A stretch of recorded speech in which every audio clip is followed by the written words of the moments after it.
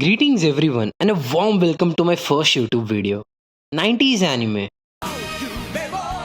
There is an allure that draws me towards 90s anime, whether it be the distinct animation, captivating original soundtrack, or masterful direction.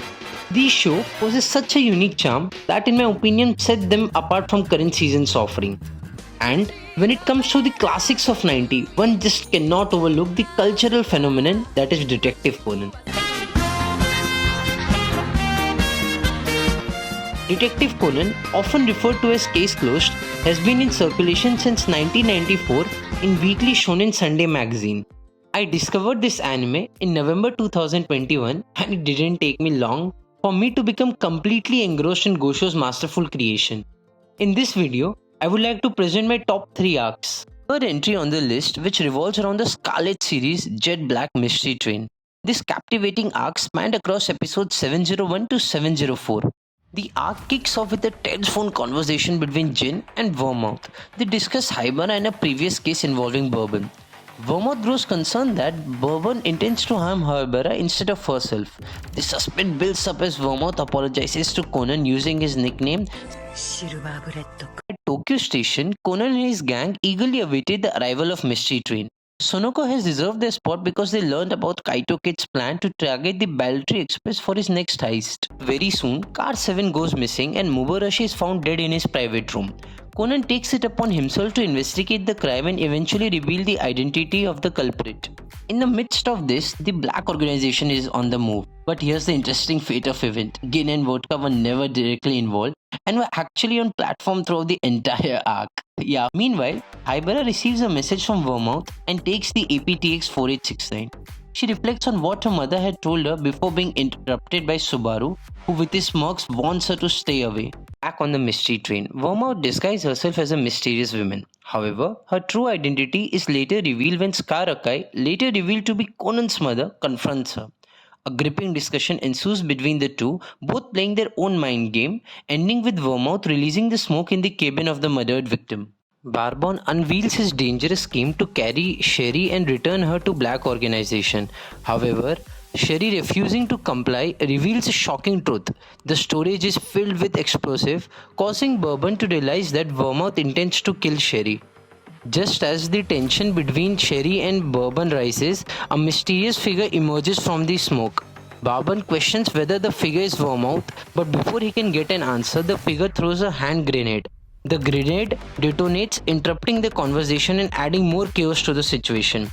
The storage hold is severed from the train, and within seconds it explodes, triggered by a cell phone held by Vermouth. It all turns out to be a plan made by Conan when Vermouth discovers Hybana on Akasa's back. One of the biggest loopholes in Vermouth's plan was her unawareness of Kaito Kid's involvement. Conan convinces Kaito to disguise himself and meet Bourbon in the tank. The arc concludes with major developments such as Bourbon starting to doubt his deductions about Shuichi's death and asking Vermouth for more information. Additionally, Conan discovers that Amaru is actually Bourbon, a revelation unknown by Amuro himself. At number 2, Clash of Red and Black. It was the intense conflict between the Black Organization and the FBI. Think of it as the point which marks as a post-time skip, so it is like Marineford of One Piece. The arc begins with Conan and his friends meeting Yusuke Honda at a hospital desperately searching for his long-lost sister. Yusuke believes his sister bears an uncanny relation to the famous newscaster Rena. Jody informs Conan about Yusuke's father, a former CIA agent who was investigating Black Organization. Tragically, Ethan was murdered by Rena, who is suspecting of impersonating his daughter to infiltrate the CIA operation. Yusuke, however, denies the relationship, pointing out his blood type incompatibility. But there is more to the puzzle than meets the eye. Fearing for Rena's safety, Conan, along with Jody and the FBI team, launch an investigation at the hospital. They uncover a coded message that leads them to a man named Kusuda, an organization operative. However, he takes his own life to evade capture. Conan confronts Yusuke and reveals the shocking truth. Yusuke's leukemia in the past was treated with a bone marrow transplant from his sister Hiremi. The transplant changed his blood type from O to AB, explaining his apparent discrepancy. With the organization closing in, the FBI hatches a plan to transport Rena to a safer location. To throw off Black Organization, they employ 3 identical vans. Chaos erupts throughout the city as black organization cause food poisoning, release a deadly gas virus in public areas, and even start a fire at a local theater. Camel and Jody tackle the dangerous bomb in James' flower pot and successfully detonate it. But little do they know, more trouble lies ahead. The FBI initiates their plan to transport Rena, assigning Agent Camel as the driver. The other agent takes the role of decoy in the remaining vans.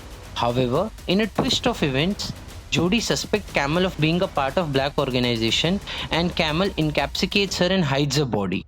The three vans of Black Organization set off with Chianti, corn, and vodka, surveilling them using thermal vision devices.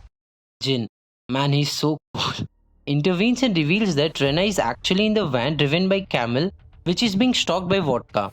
Rena wakes up and knocks Camel unconscious, causing the car to crash. However, Camel survives this explosion and informs Akai that the mission was successful. Akai then later reveals to the FBI that he allowed the Black Organization to capture Rena in order to gain information from within their ranks. He explains a conversation he had with Conan and Rena the previous night.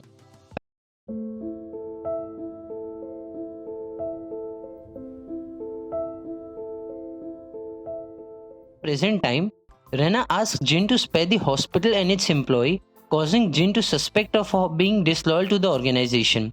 Rena calls Akai to meet her, who however shoots him in the chest. Seeing Jin's car in the distance, Akai accepts his fates and allows Rena to continue spying from within the Black Organization. Rena shoots Akai in the heads and places his body in the truck rigged with a timed explosive.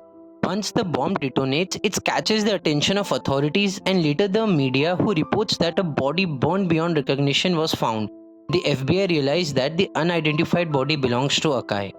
But is everything as it seems? We only get more lore and reveal some 100 episodes later. The arc showcased the cat and mouse between the Black Organization and those determined to bring them down, with high stakes encounter and surprising revelations along the way, making it an all-time favorite of mine. Finally, at number 1, Head to Head with Black Organization, episode 345. Can anything ever compare to this? Easily one of my most favorite episodes in all of the animes. I would like to dedicate an entire video for the scene-wise breakdown. You can't just give justice to this episode in 2 minutes. So here's just some trivia which is not really that useful or important, but okay. In the anime, in the flashback to Vermouth killing Jody's father, Vermouth had a bruise or some kind of scratch on one side of her face that is consistent across several frames, looking like a defensive mark. This mark, however, is not present in manga at all. Akai is shown to fire the shotgun single-handedly, having his other hand in the pocket in the manga. Meanwhile, in the anime they show him using both the hands. This case is the first 2.5 hour special. In the post-credit scene, Jin is now driving a Porsche with license plate of 4368 instead of 4869, which was earlier shown in Reunion with Black Organization. The episode director are Minoru Tozawa and Masato Sato, and the chief animation director involved in this episode was Keiko Sasaki. Thank you all for watching this video. I want to acknowledge that creating this video actually required a lot of effort and research. Although I may not have the best equipments at the moment, however I am incredibly passionate about improving and delivering more engaging Detective Conan contents to you all. I encourage you to share your suggestions and feedback in the comment section. Your input is valuable to me as it helps me grow and make better content in future. Don't forget to hit the like button and subscribe to my channel for more exciting Detective Conan updates, summaries and discussions. Together let's keep the Detective Conan spirit alive.